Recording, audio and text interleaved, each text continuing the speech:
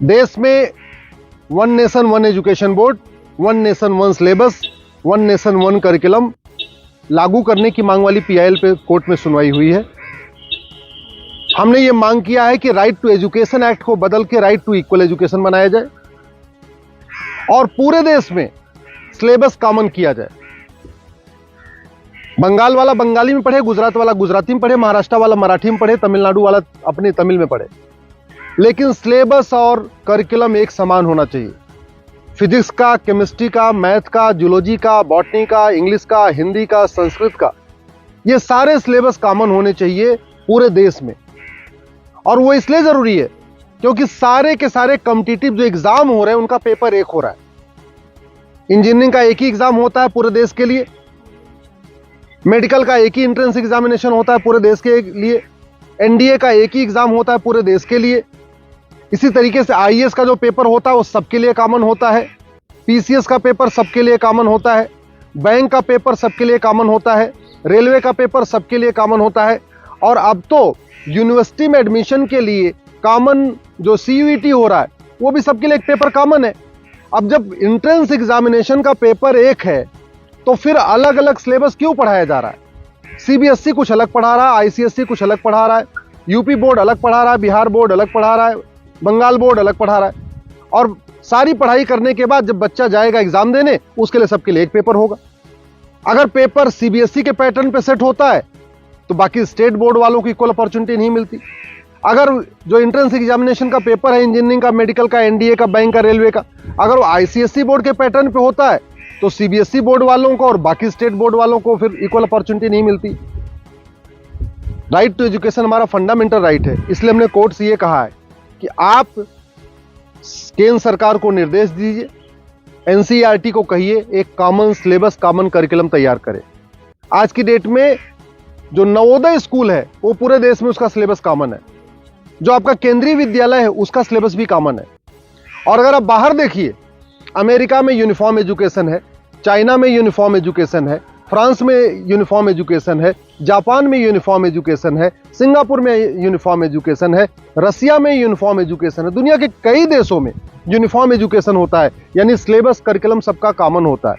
हमारे देश में सिलेबस अलग अलग चल रहे हैं, करिकुलम अलग अलग चल रहे हैं। इसके कारण बच्चा कितना भी अच्छा हो पढ़ने में, बिना कोचिंग के वो इंजीनियरिंग क्वालिफाई नहीं कर पाता, क्योंकि वो यूपी बोर्ड का बच्चा कितना भी अच्छा हो एक्सपर्ट पढ़ने में, लेकिन पेपर जो सेट हुआ वो तो सीबीएसई के पैटर्न पे हुआ, तो फिर वो क्वालिफाई नहीं कर पाता।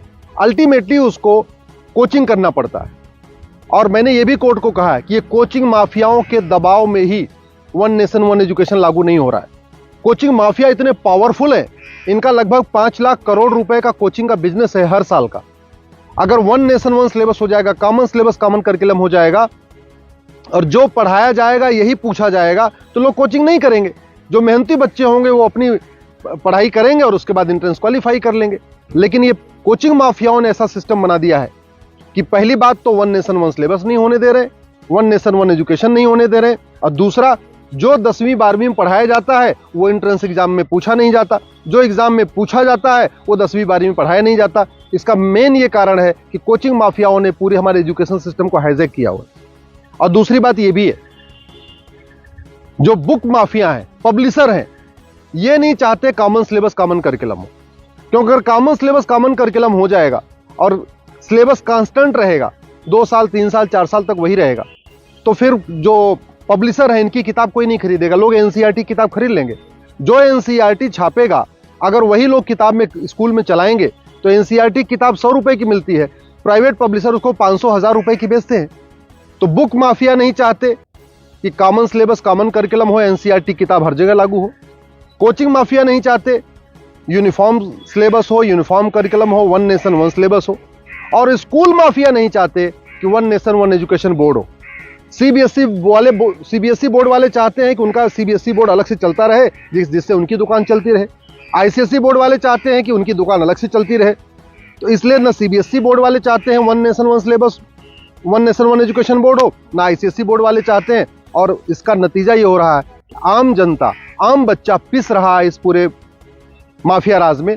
इसलिए मैं कोर्ट से निवेदन किया है। कोर्ट ने केंद्र सरकार के शिक्षा मंत्रालय को और कानून मंत्रालय को 4 हफ्ते के अंदर जवाब दाखिल करने के लिए कहा है। एनसीईआरटी, सीबीएसई बोर्ड और आईसीएसई बोर्ड को बोला है 4 हफ्ते के अंदर जवाब दाखिल करिए।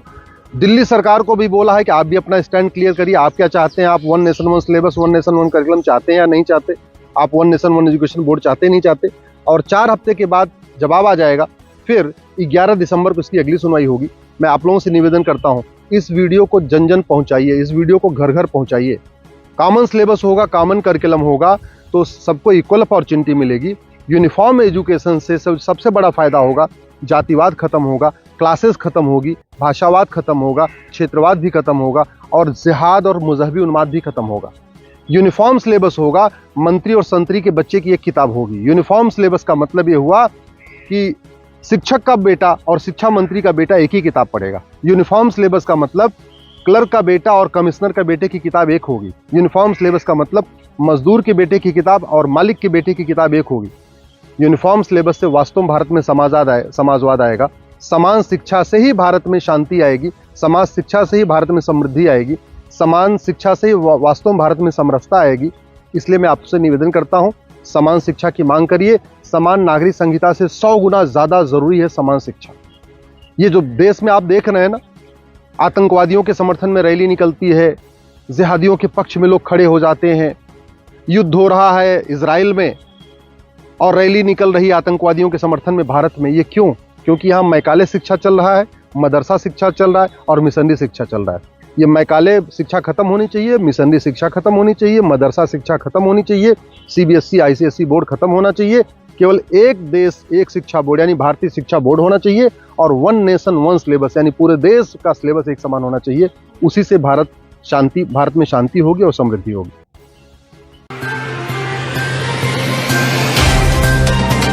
तो व्हाट्सएप, ट्विटर, फेसबुक, इंस्टा जहाँ भी आपका अकाउंट है, इसे शेयर बटन के द्वारा वहाँ पर शेयर करें।